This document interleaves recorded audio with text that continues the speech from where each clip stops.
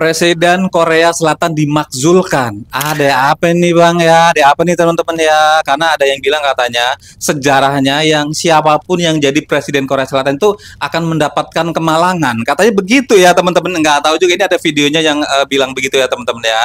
Kita lihat kira-kira apa sih yang membuat Presiden Korea Selatan itu dimakzulkan. Apakah benar pure faktor kemalangan atau mungkin ada indikasi-indikasi yang membuat Presiden Korea Selatan itu dimakzulkan ya teman-teman ya. Tetap di channel ini, jangan lupa untuk like, comment, and subscribe.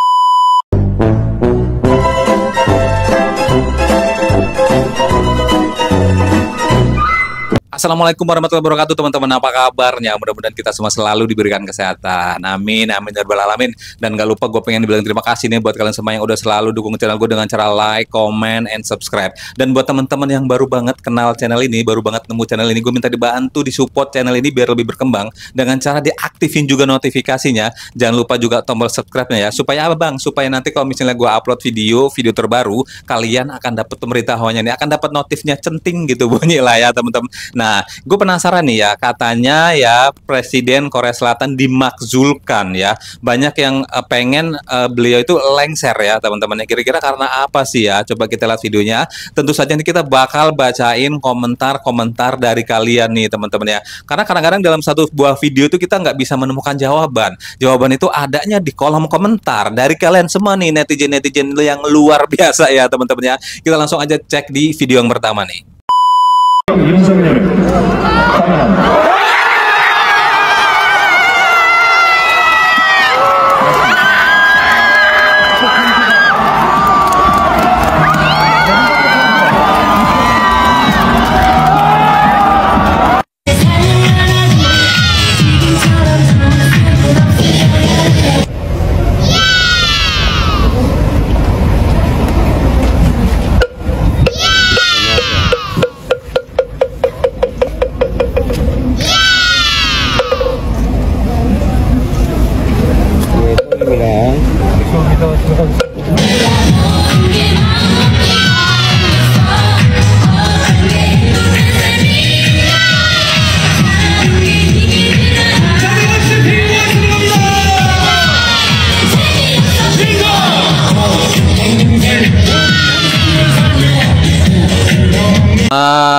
Seperti merayakan sebuah kemenangan, ada yang sampai sujud syukur ya teman-teman. Ini berarti kan udah parah banget ya. Mungkin kebijakan-kebijakan yang diambil ya teman-teman. Karena begitu dimakzulkan, rakyatnya seneng banget ya. Para apa sih K-pop idol juga ikut merayakan juga ya teman-teman. Sementara dari pihak lawan yang mendukung itu sangat menolak keras ya teman-teman. Tapi ini di sini banyak yang bersyukur, bahkan ada yang sampai melakukan sujud syukur juga nih teman-teman ya. Kita lihat komentarnya, ada 3.000 something komentarnya nih ya tuh. Yoon Suk Yeol gak belajar pakai buzzer. Nah, penasaran gue nih ya. Kenapa lu bawa-bawa buzzer Bang ya? Coba Bang, kira-kira kalau misalnya belajar pakai buzzer, ini yang kayak mana ya buzzernya Bang? Kita lihat ada 194 balasannya nih. Apakah yang ngebal sini buzzer-buzzernya si abangnya juga nih? Kita lihat nih ya. Korsel mah negara maju. Nah, kita juga negara maju. Ya Allah, gue tanya ya, emang kenapa dimakzulkan? Nggak mau gua no komen lah ya. Kenapa langsung dibawa-bawa ke pejabat negara kita? Jangan lah ya tuh. Coba Presiden Yoon Suk Yeol pakai buzzer pasti aman. Hal sulit bagi ini negeri ya Allah tuh. Nih harusnya Yoon Suk itu belajar dari Mulyono cara Yoon Suk Yeol bentar lagi diangkut ke sini ya menjadi penasihat. Ya Allah, ya Allah, ya Allah tuh. Kalau di Konoha hidup Yoon Suk Yeol. Coba kita lihat lagi dah video yang lain lah ya. Ini kira-kira kenapa sih kok ini malah netizen kita yang ramai mengomentari, mengait-ngaitkan dengan di negara kita. Kita lihat video yang lain dah ini ya. Presidennya. Dalam situs Majelis Nasional Korea Selatan, ada lebih dari 1 juta warga Korsel yang menandatangani petisi untuk meminta parlemen mengajukan RUU pemakzulan Presiden Yoon Suk Yeol. Pada penandatangan petisi tersebut berpendapat kalau Yoon nggak layak menjadi Presiden Korsel. Kenapa warga Korsel sampai tuntut pemakzulan ini? Sebenarnya ada beberapa alasan kenapa warga Korsel meminta pemakzulan ini dilakukan, yaitu yang pertama, Yoon meningkatkan risiko perang dengan Korea Utara karena berbagai kebijakannya, apalagi pada 19 September lalu Korsel sempat melakukan pembatalan perjanjian militer antar Korea. Yang Yang kedua, Yoon malah menghapus pajak orang kaya saat perekonomian negara yang ambruk dan dilanda suku bunga tinggi dan nilai tukar tinggi. Yang ketiga, kebijakan atasi resesi seks nggak efektif karena berbagai kebijakan dan bantuan yang diberikan pemerintah tidak membantu masyarakat Korsel. Yoon juga malah menyalahkan gerakan feminis dari rendahnya angka kelahiran Korsel. Yang keempat, istri Yoon terlibat gratifikasi di mana istrinya menerima tas mewah Dior dari pastor seharga 35 juta rupiah dan diakui oleh Yoon. Dan yang terakhir, warga Korsel protes kebijakan lemah Yoon dari pembuangan limbah nuklir Fukushima, Jepang, di mana Yoon malah terang-terangan pamer makan makanan laut saat warganya cemas.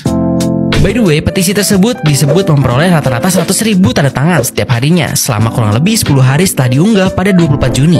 Partai Demokratik Korea yang menjadi oposisi Presiden Korsel mendukung petisi ini dan menyebut kalau jumlah tanda tangan yang besar ini menjadi jawaban pandangan publik yang buruk terhadap sang presiden. Nah, udah jelaskan ya, kira-kira itu poin-poinnya kenapa yang bisa bikin Presiden Korea Selatan dimakzulkan ya teman-teman ya. Salah satunya adalah beliau menghapuskan pajak orang kaya. Nah, dan warga Korea Selatan rame-rame membuat petisi ya teman-teman, membuat petisi untuk menyikapi kebijakan presidennya, kemudian untuk menyikapi apa sih kalau misalnya kita makzulkan, kira-kira pada setuju atau kagak nih. Dan rata-rata itu setuju mengisi petisi tersebut ya teman-teman. Coba kita baca komentarnya ini ya, seru juga nih ya teman-teman, kita baca komentarnya ada 200 sekian tuh ya. Mending Moon Jae-in ya daripada presiden yang sekarang tuh. Rakyatnya pada pinter ya, emang beda negara rakyatnya pendidikannya tinggi gitu. Kalau gitu kita ganti rakyat aja kali ya Kak ya tuh. Pengen banget ya Indonesia kayak gini ya tuh. Kalau di sini rakyat komplain di mana-mana evaluasi jabatan kepada presiden baik dan puas ya tuh. Gue masih kagak ngerti tentang menerima tas mewah, bisa jelasin. Oke, menerima tas mewah dari Dior sebagai bentuk gratifikasi kali Kak ya tuh. Korsel mah udah dijadi republiknya tuh langsung kekuasaan terbesar ada di keluarga Samsung dan apa sih ya Allah tuh. Presiden Korsel dipilih langsung rakyatnya atau bagaimana ya? Nah, kita lihat nih ini. Kita lihat nih ya tuh. Iya Kak, tuh iya pemilu kayak di Indo. Nah, bener tuh. Yuk bisa yuk negara Konoha lah tuh. Kalau di sini kepuasan rakyat kepada pejabat tinggi nggak tahu siapa yang disurvei tuh. Bakal ada film baru nih ya. Korsel ya tuh. Pemakzulan presiden itu ada minimal berapa tahunnya presiden menjabat nggak sih? Tuh kita lihat nih. Kira-kira berapa tahun harus menjabat baru bisa dimakzul tuh? Enggak lah, yang penting 2/3 parlemen tuh setuju. Nah tuh yang penting 2/3 parlemen setuju ya teman-teman ya.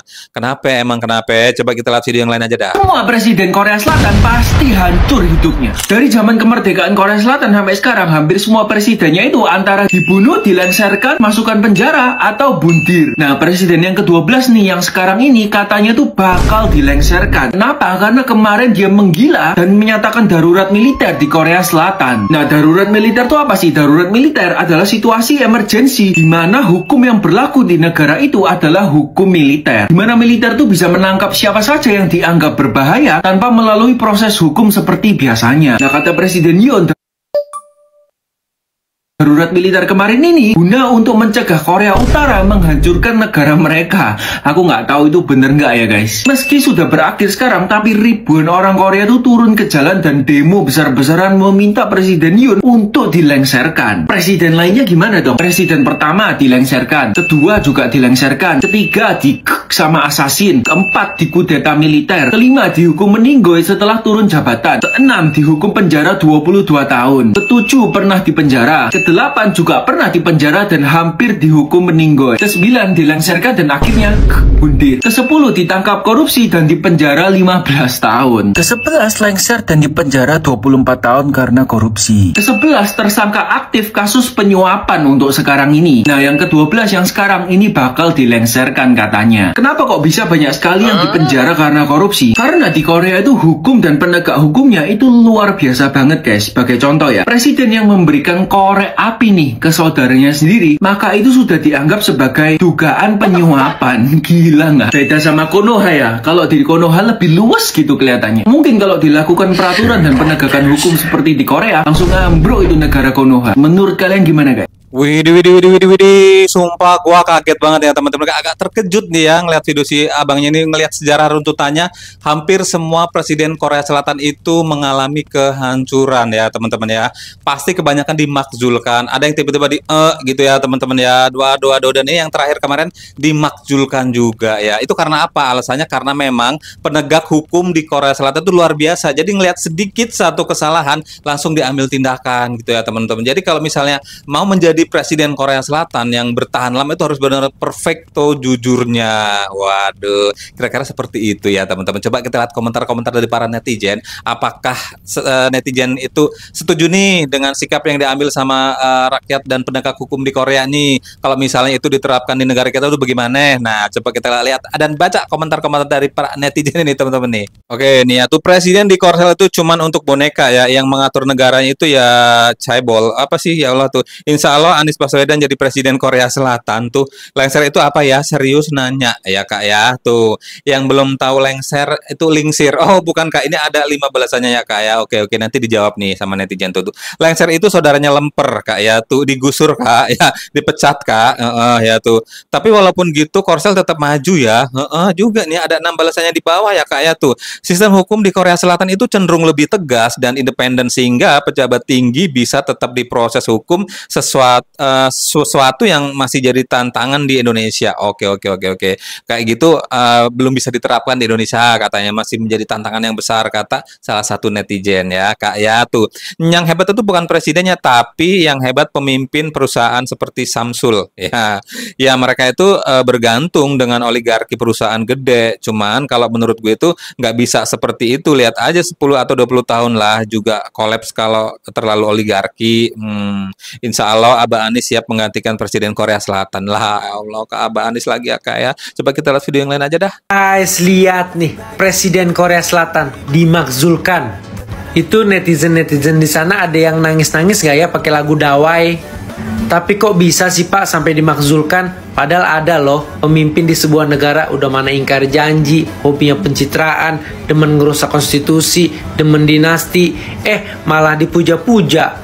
Oh iya lupa, kan rata-rata IQ orang Korea Selatan kan cerdas-cerdas ya, di 110,8. Jadi mereka tidak mudah tergocek oleh pencitraan dan juga bagi-bagi bansos. Tapi kalau menurut kalian gimana? Oke bang ya, cukup bang. Ini kita lagi ngebahas Korea Selatan bang ya. Tapi siapakah yang kira-kira yang dimaksud? Kita lihat ada 401 komentarnya, 103 komentarnya ya bang ya tuh. Betul banget kata abang nih tuh. Bener bang, beda jauh Konohama negara luar tuh bisa aja bang. Tuh kapan sih Samsul lengkap? Nih ya. Kok di Indonesia nggak bisa ya? Tuh sini banyak buzzernya bang. Kerjaannya tuh enteng, bayarnya segenteng. Wow tuh. Kalau orang memuja kan semua tuh punya harapan bisa dikasih jabatan tanpa skills keilmuan dan bisa dapat sembako gratisan. Aduh. Cobalah lebih fokus ke apa sih yang sebenarnya terjadi di Korea Selatan sampai bisa dimakzulkan gitu ya. Tapi ini netizen yang mengharapkan di Indonesia juga punya kebijakan-kebijakan yang pro rakyat gitu ya teman-teman. Mudah-mudahan di era kepemimpinan sekarang bisa menerapkan yang seperti ini. Contohnya udah banyak banget kasus-kasus korupsi yang terungkap ya teman-teman ya. Kita juga nggak bisa menutup mata gitu aja. Memang udah banyak kinerja dari Bapak Presiden kita yang sekarang itu ya lihat aja ada yang beberapa yang udah ketangkep ya teman-teman ya. Kalaupun masih ada kekurangan saat ini kita tunggu aja ke depannya, biarkan beliau bekerja dan membuktikan ya teman-teman ya. Coba kita lihat video yang lain dah. Semakin panas setelah gagal menangkap Presiden Yoon Suk Yeol pada Jumat 3 Januari 2025. Aksi penangkapan ini dilakukan 30 penyidik CIO dibantu 120 polisi dengan mendatangi kediaman Yoon di Seoul. Mengutip media Korea Selatan Yonhap, saat tim penyidik mengeksekusi surat perintah penangkapan presiden atas kasus aksi darurat militer dihalangi oleh Pas Pampres dan ribuan pendukung Yoon. CIO menerima surat perintah setelah Yoon mengabaikan 3 panggilan untuk pemeriksaan. Tim hukum Yoon Suk Yeol menyebut surat perintah penangkapan Presiden Yoon adalah ilegal. Kemudian jika polisi mencoba melaksanakan surat perintah penangkapan atas nama CIO, Pas Pampres akan menangkap polisi karena penyalahgunaan kekuasaan. Polisi juga menegaskan bahwa jika Pas Pampres atau pendukung Yoon mencoba mencegah tim penyidik,